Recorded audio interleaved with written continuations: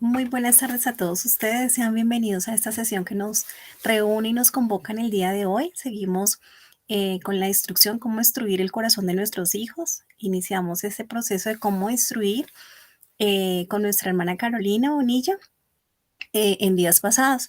Y hoy tendremos la continuación con el capítulo 5 y 6 de unos temas muy esenciales y es ese, cómo instruir el corazón de tu niño. Yo voy a permitirme aquí compartir la presentación en grande, en general, para que podamos tener una mejor visibilidad. Y les animo a que pongamos en manos de Dios este tiempo del Señor, que Él sea ministrando con su Santo Espíritu en nuestro corazón y podamos ser guiados por Él. Padre, te damos gracias por esta tarde, Señor. Venimos delante de ti, Señor, a disponer nuestro corazón, porque tú todo lo sabes y lo conoces, Señor, y sabes nuestras necesidades más profundas como padres, en ese llamado divino, Señor, en ese llamado que tú nos has hecho, Señor. Hoy venimos delante de ti, Señor, unánime, Señor, a clamar en el nombre de Jesús y con la maravillosa presencia del Espíritu Santo, porque podamos ser enseñados, discipulados y guiados por ti, Señor, para hacer la obra que nos has encomendado, Señor, en excelencia. Como dijo Jesús, a lo que me has enviado, Padre, he hecho tu voluntad para tu gloria. En el nombre de Jesús, amén y amén. ¿Cómo destruir el corazón de tu hijo? Es un tema esencial y básico en la formación de nuestros hijos, en el llamado que el Señor nos hace desde Deuteronomio 6 en su palabra. Y dice la palabra de Dios en Proverbios 4:23, por sobre todas las cosas, cuida tu corazón porque de él mana la vida. Y entendemos que en el corazón se gestan los sentimientos, los pensamientos, y como habíamos tenido oportunidad de compartir en sesiones anteriores, fue en el corazón de Caín donde se gestó un sentimiento negativo que implicó después la pérdida de su hermano, ¿cierto que sí? Pero asimismo la pérdida de su propia libertad, de esa libertad espiritual al que el Señor le invitó cuando le decía, no te dejes vencer por el enemigo, tú puedes vencerlo. Entonces, vemos en la imagen esa misión valiosa del reino de Dios, de que los padres somos los llamados a instruir a los hijos, pero asimismo llamados a hacerlo bajo su guía y su dirección, no nuestro parecer. Por eso oramos por un corazón enseñable, mm, que seamos con ese fruto de la mansedumbre para poder ser enseñados por el Señor a llevar este llamado. En el capítulo 5 tenemos la importancia del corazón. La idea es llegar al corazón del comportamiento como hemos visto, ¿cierto? Muchas veces nos sucede, ya lo hemos venido hablando a lo largo de todo este estudio, que queremos corregir la conducta, pero el Señor nos llama a ir al corazón, así como lo hizo con nosotros y lo hace con nosotros. Las acciones del corazón. La palabra misma nos muestra que las decisiones y las elecciones que hacemos en la vida tienen su origen en lo que amamos y deseamos. Ese motor que nos impulsa en el anhelo, en los deseos, es lo que nos lleva a tomar ciertas decisiones o acciones, ciertas elecciones. Las actividades de adoración brotan del corazón. ¿Y qué quiere Dios de nosotros? Una devoción y confianza absoluta en Él. Vemos en Deuteronomio 10:12 y en Proverbios 3:5-6 cómo es ese corazón que se inclina ante el Señor y que confía en Él de todo su corazón. Cuando el pueblo israelita fue llamado a salir, realmente era un llamado a salir de todos sus parámetros de vida en Egipto y obedecer y creer que en su corazón se despojaran de todas esas cosas con las que venía para poder ser guiados por el Señor. Y así nos pasa a nosotros, ¿cierto? A veces nos cuesta confiar, aún podemos revisar nuestras vidas en algunas áreas y encontramos que en algunas áreas nos cuesta aún confiar en el Señor. Hoy aprovechemos este llamado para que nuestros hijos reciban ese legado de confiar también en el Señor. Las acciones del corazón encontramos las actividades emocionales, ¿no? En el corazón nos dolemos, anhelamos, nos desesperamos, amamos, tememos. Y el Señor tiene una promesa de transformación de nuestro corazón. Vemos que toda actividad emocional surge allí en el corazón, pero tenemos en Ezequiel, en la palabra del Señor, esa promesa de transformación. Aquí, en Ezequiel 11, versículos 19 al 20, encontramos que Él nos dará un corazón íntegro y pondrá en ellos un espíritu renovado. Les arrancaré el corazón de piedra que ahora tienen y pondré en ellos un corazón de carne para que cumplan mis decretos y pongan en práctica mis leyes. El proceso de transformación del Señor es necesario de nuestro corazón, pero el propósito de transformación no es que nosotros tengamos la plenitud de nuestros anhelos conforme a nuestra voluntad, sino que cumplamos sus decretos y pongamos en práctica sus leyes, porque allí, en ese deleite, es donde encontraremos la bendición plena y perfecta. Entonces ellos serán mi pueblo y yo seré su Dios. Por eso el modelo del Señor es establecer las naciones a través de las familias, y en su diseño original y en ese pacto hace un llamado al hombre, mujer, unidos bajo su bendición, para que esa herencia, esa descendencia sea una herencia y una nación santa para el Señor.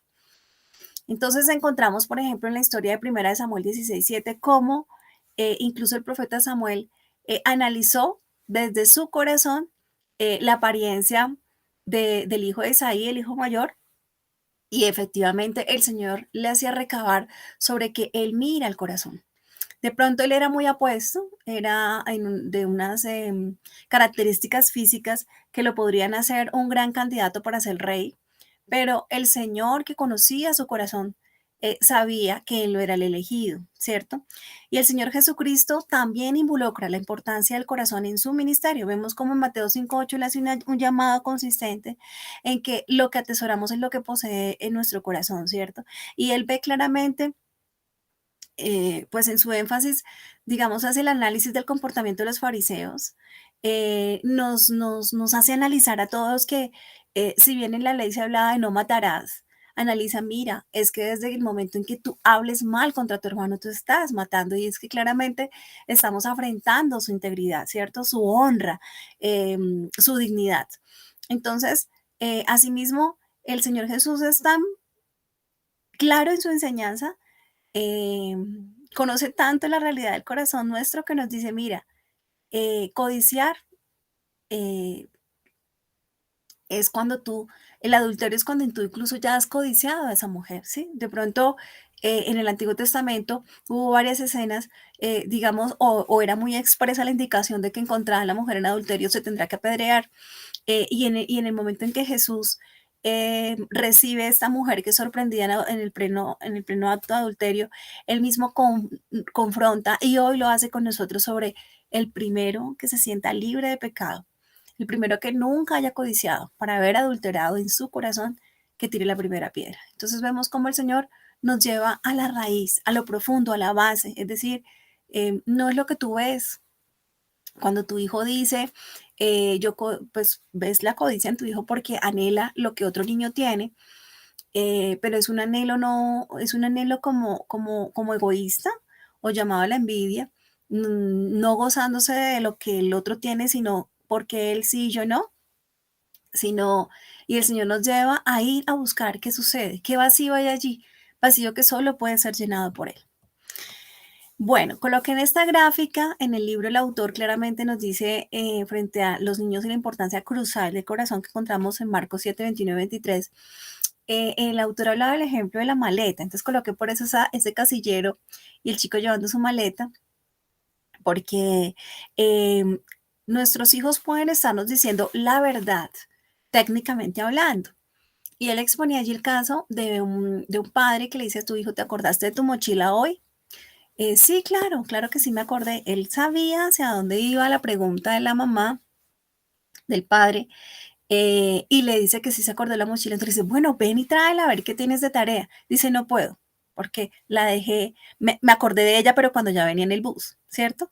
Entonces, vemos cómo el niño en su corazón gestó una respuesta que técnicamente podría ser cierta, sí se acordó de la mochila, pero nuestros hijos y nosotros conocemos la intención de nuestra comunicación, y a veces como que acomodamos las cosas. Y nos puede pasar a nosotros, ¿no? Nos puede pasar que cuando estamos nosotros confrontando a nuestros hijos, el Señor mismo, nuestro Padre, nos hace ver cómo nosotros también hemos podido caer en esas respuestas técnicas aparentemente ciertas, pero que más bien son acomodadas para mostrar una apariencia de responsabilidad entre nuestros hijos, de cumplimiento, de compromiso, porque sabemos que ante nuestros hijos, las promesas que hacemos, el incumplimiento de ellas afecta, ¿no? Esa relación entre padres e hijos. Y aquí quiero contar un caso que me sucedió en esa semana, justo en la semana en que me correspondía preparar el material, y era que mi hijo se le había accidentado la blusita de su pijama, Y entonces me dijo: "Mamá, ¿será que ya la limpié, pero, como fue jugo de naranja, yo creo que cuando se seca me va a quedar como dura, ¿no? Yo creo que es mejor lavarla". Y bueno, yo lo vi tan ilusionado que él quería ver, pues, verse con su pijamita intacta. Entonces yo le dije: "Listo, en la siguiente ronda de lavado, te la echo de una vez y con ese sol que está haciendo, yo creo que para esta noche la tienes lista". Y sucedió que efectivamente en la siguiente ronda de lavado yo la ingresé, pero la mamá se le presentaron varias cosas y no la colgó en el momento que estaba haciendo sol. Después cambió el clima y de sorpresa llegó en la noche. Y el niño me preguntaba: "Mamá, ¿ya la camisa está lista?". Yo: "No, mi amor", ¿cierto? Entonces yo le puedo estar diciendo la verdad a mi hijo: "No, mi amor, no está lista", claramente no está lista, pero yo puedo estar dando una respuesta técnicamente cierta, pero en el corazón yo sé que yo le he fallado a mi hijo en la expectativa que le generé. Entonces oremos, oremos para que el Señor nos dé mucha guía y mucha sabiduría cuando nosotros hacemos compromisos con nuestros hijos, generándoles unas expectativas en el tiempo que de pronto a veces nosotros no controlamos. Nosotros podemos, como me sucedió a mí, no, pues con este sol se te seca rápido, pero hay cosas que se nos salen a veces de las manos y en cambio ellos son niños, son esponjitas que absorben como realidad plena y total las promesas de sus padres. Y esas formas de nuestra relación es un poco en parte, y lo hemos visto, ¿cierto? Esa imagen, porque somos autoridad de Dios, autoridad delegada del Señor, entonces ellos también pueden empezar a confrontarse cómo es eso de las promesas de Dios y las expectativas y cómo, sí. Entonces que ellos siempre tengan claro que nuestro papá Dios es un papá perfecto, que sus padres podemos equivocarnos, ser imprecisos, pero tener la capacidad y la humildad delante del Señor de confesar con nuestros hijos nuestros pecados, nuestras faltas, en un acto de mansedumbre y humildad delante del Señor. Bueno, coloqué también aquí, no sé si ustedes recuerdan en la presentación que tuve oportunidad de compartirles en sesiones pasadas, coloqué el ejemplo de la cebolla, y porque realmente ir a los motivos del corazón es como sacar todas esas capas de la cebolla para llegar al centro y poder encontrar el verdadero motivo, ¿cierto que sí? Entonces encontramos que los motivos del corazón es el cuándo, es la circunstancia como tal, ¿sí? Lo que sucedió, perdón, la circunstancia en la que se gestó, el qué es la acción como tal y el motivo es por qué. Y allí el autor trae un libro a colación, un ejemplo a colación que yo lo identifiqué mucho, o sea, me quedó muy fácil entender lo que el autor quería transmitirnos en cuanto a identificar el cuándo, el qué y el por qué. Y era el ejemplo del padre que llega a casa a parquear el vehículo, por a la entrada del parqueadero, uno de sus hijos ha dejado la bicicleta allí atravesada, el padre muy molesto, se baja, la acomoda, parquea, pero ingresa a la casa bastante airado por la situación y el autor analiza que es a veces esa ira, o sea, que tenemos que identificar que esa ira, el motivo de esa ira, es por nuestro deseo de controlar todo. Que no está mal el motivo de que yo enseñe a mis hijos a ser organizados, a ser responsables de sus cosas y que hay un lugar para cada cosa y que en ese sentido se deben dejar las cosas en su lugar, pero que yo debo analizarme el motivo por el cual yo realmente estoy corrigiendo a mi hijo y lo estoy exhortando. Si el motivo es mi ira propia, no por ese anhelo de pastorear su corazón, de que la mayordomía y administrar las cosas, sino la ira que me da de no tener el control de que las cosas estén como yo considero que deben estar, eso hace que mi motivo es diferente. Entonces vemos cómo este proceso de pastorear el corazón de los hijos es en doble vía. El Señor también pastorea nuestro corazón y permite darnos cuenta que nosotros como padres a veces también tenemos motivos incorrectos en la corrección de nuestros hijos. Aquí vemos el árbol, el ejemplo que también el autor trae a colación del árbol, y él decía, mira, un buen árbol dará un buen fruto. No puedo pretender que si yo llego, como mi árbol está dando un fruto seco, feo, amargo, entonces yo voy y traigo las manzanas de exportación súper maravillosas y corto las feas y llego y pego con cinta esas nuevas y maravillosas. Claramente esa no es la solución. Ese es el ejemplo que utiliza el autor para que nosotros veamos que tenemos que ir al motivo del corazón. ¿Por qué? Porque el comportamiento comienza con el corazón, ¿no? Con un corazón limpio y puro va a llevar a un comportamiento puro y limpio, ¿cierto? Y cuando veamos en nuestros corazones o el de nuestros hijos que eso está faltando, pues es ahí donde tenemos que permitir la intervención del Señor en nuestras vidas para poder confesar y arrepentirnos. Y ese es el mensaje de la gracia.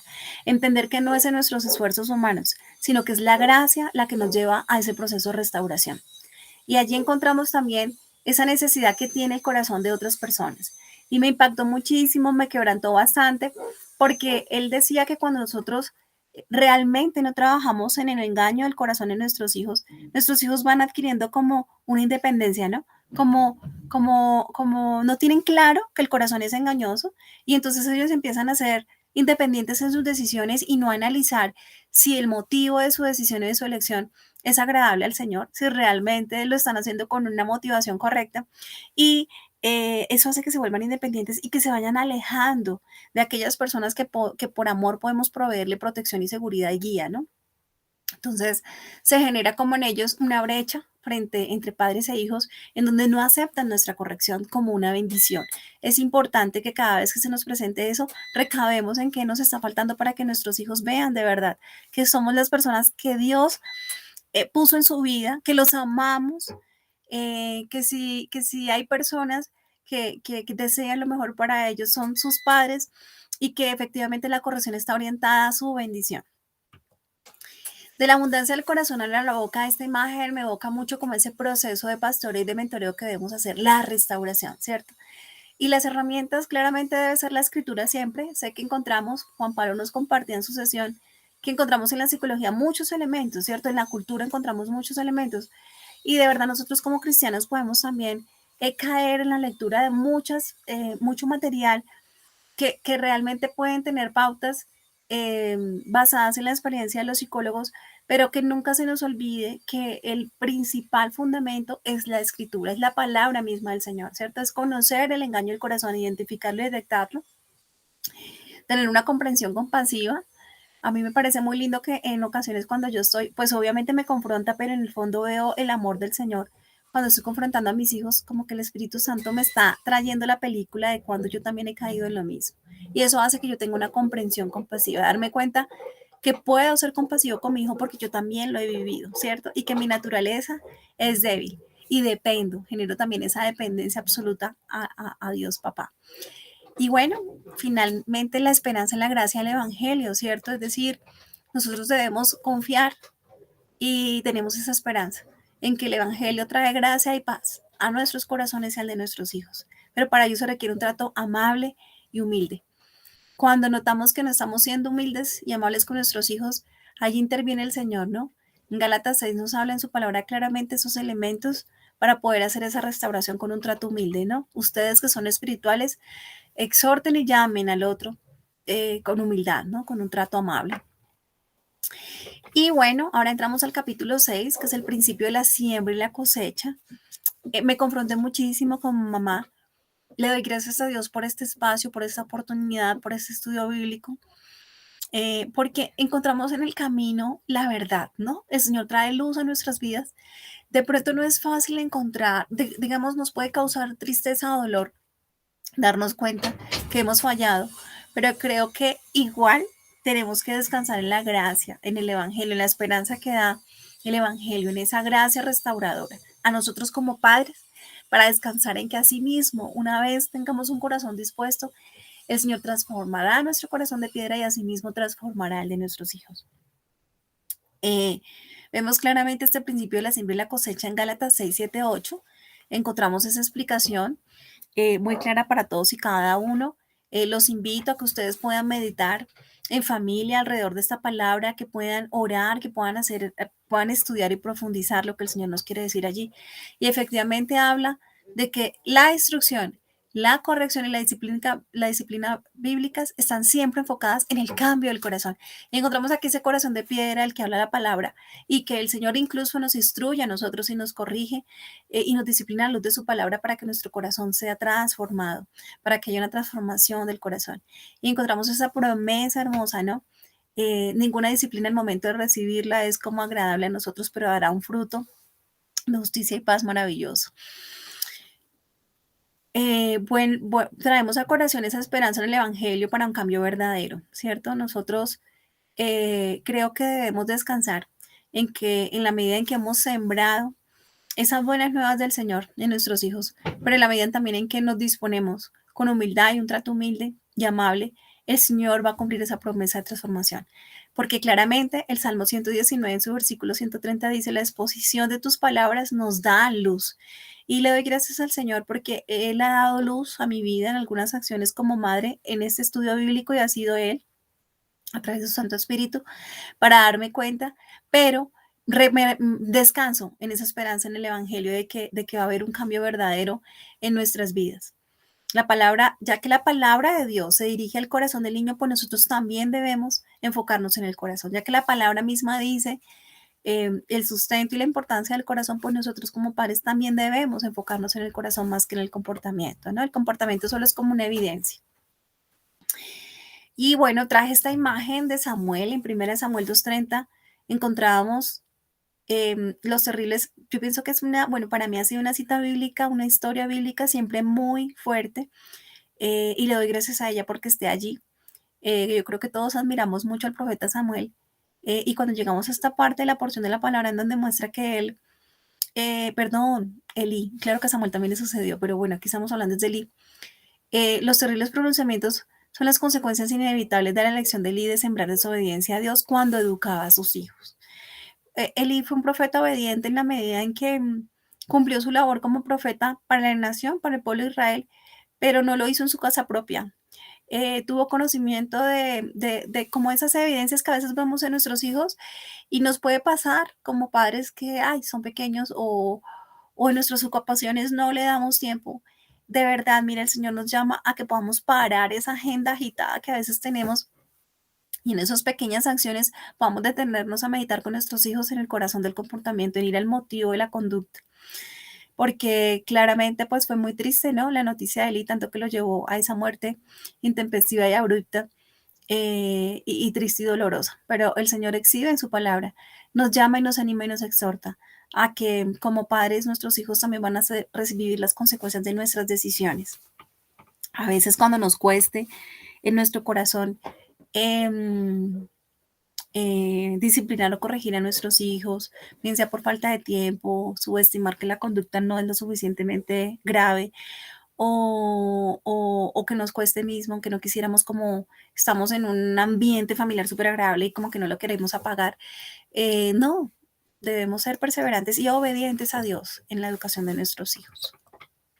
Bueno, coloqué esta imagen a propósito de que se acerca esta temporada de diciembre en la que los hijos de Dios pues evocamos y recordamos nuestra esperanza en el Evangelio y es el nacimiento de nuestro Señor para nuestra salvación.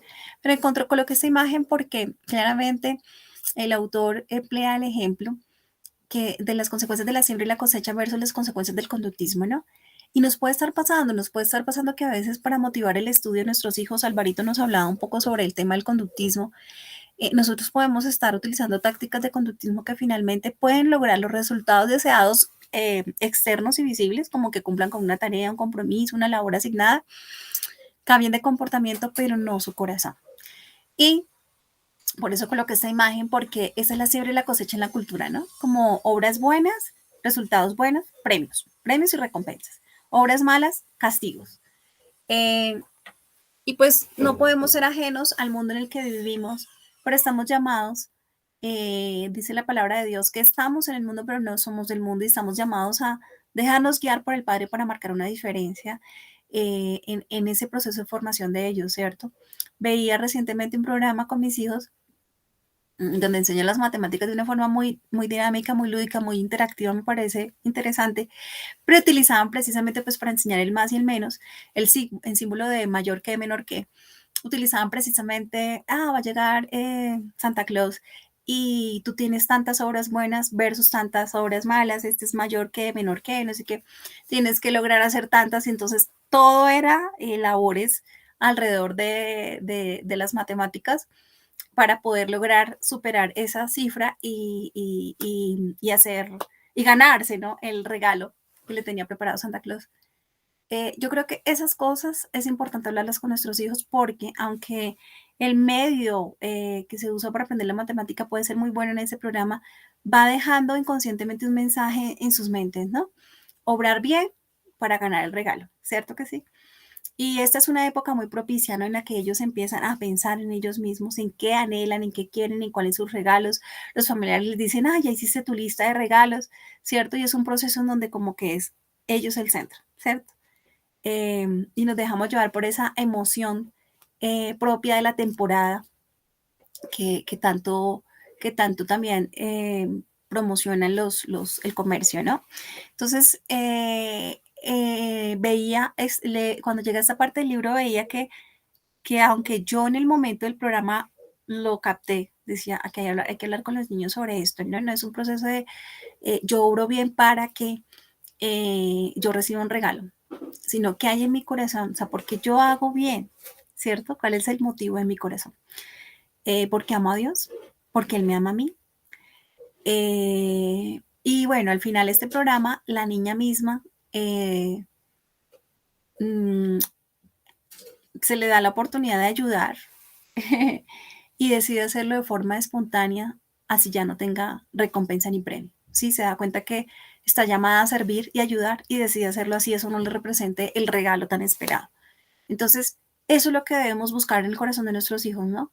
Que Dios nos ayude a que en nuestros corazones y en el de ellos ese deseo de obrar bien como padres y ese deseo de obrar bien como hijos de Dios tenga un motivo genuino delante de Él.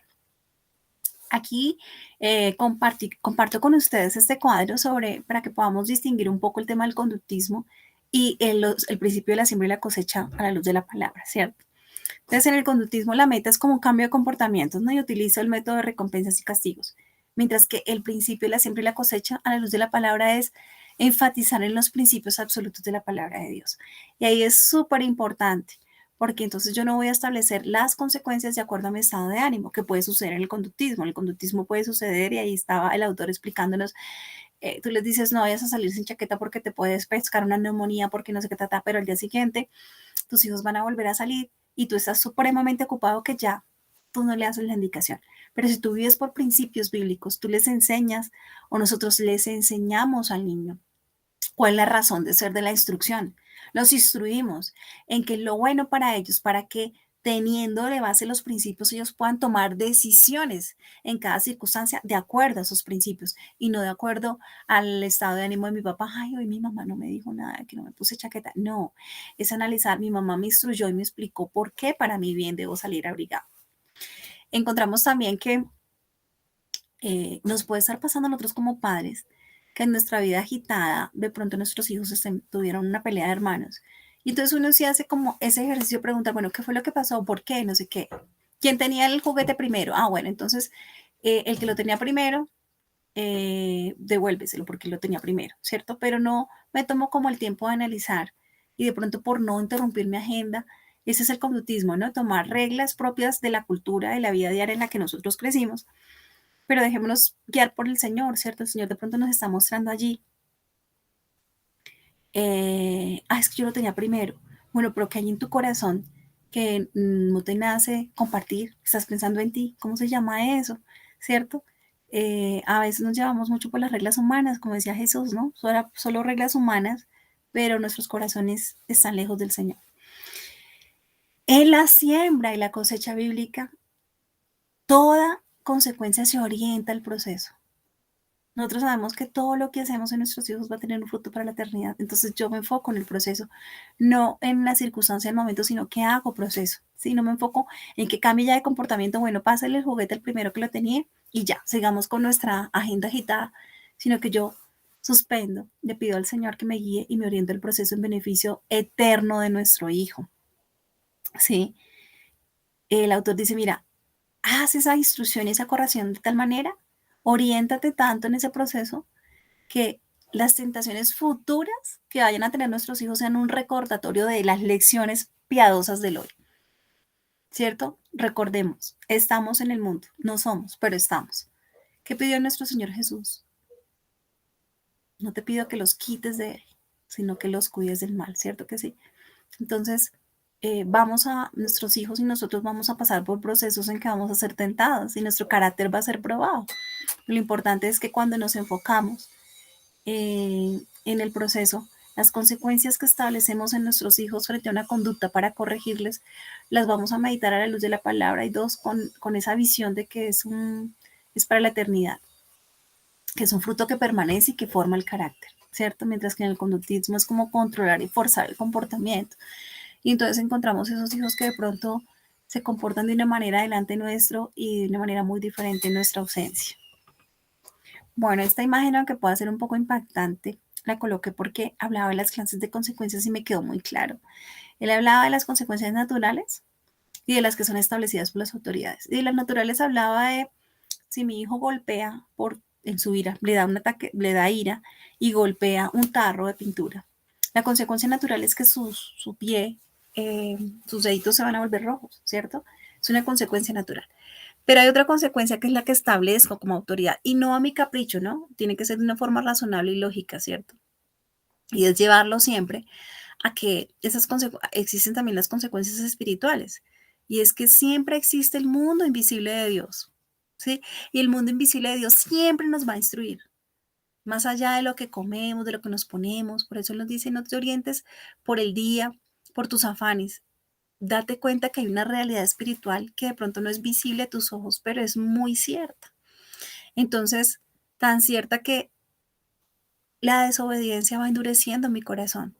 Permite que yo ya no sea tan sensible a la condición de pecado que me lleve a arrepentirme, a confesar y cambiar de cambiar, ¿no? Ser transformado. Sí, ¿por qué? Porque la desobediencia me lleva a que el corazón se endurezca y asimismo cuando hay arrepentimiento, entonces ante el pecado me voy distanciando de Dios. Entonces vemos por qué es tan importante que ante la desobediencia nosotros podamos, primero, que no seamos desobedientes como el profeta Elí en la educación de nuestros hijos, sino obedientes. Y segundo, que ante la desobediencia de nuestros hijos, una desobediencia primeramente ante Dios, ¿no? Nosotros somos delegados de Él, los podamos corregir porque eso los va endureciendo el corazón eh, para distinguir el pecado y los va distanciando de Dios. Y sé que no queremos eso. Bueno, llegamos a las fases de consecuencias. Bueno, en este ejemplo de la calculadora lo coloco porque daba el ejemplo y yo pienso que nos puede pasar a nosotros como padres. Si tu hijo pierde una calculadora, la consecuencia no ha de ser, vamos al centro comercial y te compro una más moderna, ¿no? Y no puedo, porque a él le debe quedar claro eh, que su responsabilidad tiene una consecuencia, que lo afecta a él, pero también a las personas con las que él convive, ¿cierto que sí? Entonces, encontramos cómo ese ejemplo nos lleva a reflexionar que de pronto a veces no atinamos a una consecuencia con sabiduría. La consecuencia debe estar orientada a que a nuestro hijo le quede claro que la consecuencia es el resultado de su acción, ¿sí? La consecuencia que yo como padre establezco la está viviendo no por mí, sino que es el resultado de lo que él mismo ha decidido y ha hecho o ha dejado de hacer, ¿cierto? También nos invitan a cosechar la relación con Dios, ¿cierto? Sabemos que Dios nunca será burlado, ¿sí? Y que la palabra nos da a escoger, ¿no? Así como en Deuteronomios hablaba de la obediencia, escojan pues entre la obediencia y la desobediencia, entre la bendición y la maldición, o somos amigos o somos enemigos de Dios, dice su palabra. ¿Estamos espiritualmente fríos o estamos calientes, no tibios? Apocalipsis 3. Siempre existe el mundo invisible de Dios donde nos instruye más allá de esa cotidianidad, ¿sí? Teniendo presente que cosechamos en hábitos para la vida. Traigo esta imagen del bebedero de concreto, que fue con el que inició el primer libro, y para recordar nuevamente que el bebedero de concreto, una vez yo establezca el diseño y vacíe el cemento, va a quedar en esa forma, ¿cierto? Y que yo voy construyendo como padre, como quiero que sean esas estructuras, esas bases, esos cimientos en mis hijos. Entonces, los hábitos del pensamiento y la práctica que se tuvieron en la infancia se probarán inamovibles en la vida adulta, nos dice el autor, ¿cierto? Pero, que era también lo que les decía en esa sesión, cuando confesamos la necesidad de Dios, es cuando Él opera en la transformación de nuestro corazón. No es que ya no hay nada que hacer, entonces no era porque tengo hijos ya adolescentes o adultos y no hay nada que hacer, no. Cuando conocemos esa necesidad de Dios, yo creo que muchos de ustedes, o por lo menos yo, tuve la oportunidad de conocer al Señor ya estando adulta. Y Él cumple su promesa de transformación para aquellos que disponen su corazón, ¿cierto? Bueno, aquí también habla de que todo esto, en ese principio de la siembra y la cosecha, cosechamos en reputación, entendiendo la reputación como la suma de las impresiones que los demás tienen de nosotros, ¿cierto? Entonces, es analizar qué efecto tendrán mis actitudes y mi comportamiento en las personas dentro de mi mundo. Y es muy lindo porque estamos llamados a ser sal y a ser luz, ¿cierto? Estamos llamados a que haya una diferencia, que haya una esperanza, que es Cristo mismo, ¿cierto?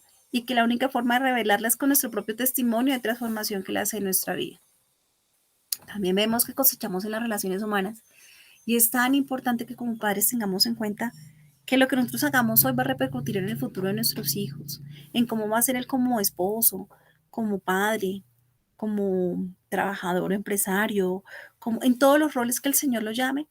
Lo que está viviendo ahora le va a enseñar y van a ser la base para sus relaciones humanas futuras. Los conflictos ordinarios de la vida, y aquí tengo, yo creo que todos tenemos temas de entrenamiento con nuestros hijos en diferentes áreas, ¿cierto? Que si coloqué esta imagen, de pronto habrán unos hijos que se les facilita organizar su cuarto y otros no tanto, pero esos conflictos ordinarios de la vida, como los que se nos presentan cuando tienen desordenado su cuarto, que llenan nuestros días de ofensas potenciales, no deben ser rechazados, sino que deben ser remediados como Cristo lo haría. Cada situación, veámosla como una escuela de entrenamiento, como el taller del maestro, para poder ir cimentando el futuro de nuestros hijos, enfocados en eso, en el futuro, en la eternidad, en el cumplir el propósito y el llamado que Dios tiene con sus vidas. Porque nos damos cuenta que cosechamos en nuestro servicio en el reino de Dios. En la medida en que sembramos actitudes del corazón y comportamientos que glorifiquen a Dios, nosotros estamos ahí dando ese servicio para Él. ¿Cierto que sí? Y cosechamos para la eternidad. Entendemos que nuestra siembra en esta vida presente tendrá implicaciones en las coronas que vamos a poner delante de sus pies. Sabemos según la palabra que todas nuestras obras serán probadas, serán pasadas por el fuego y allí se va a ver realmente de qué son.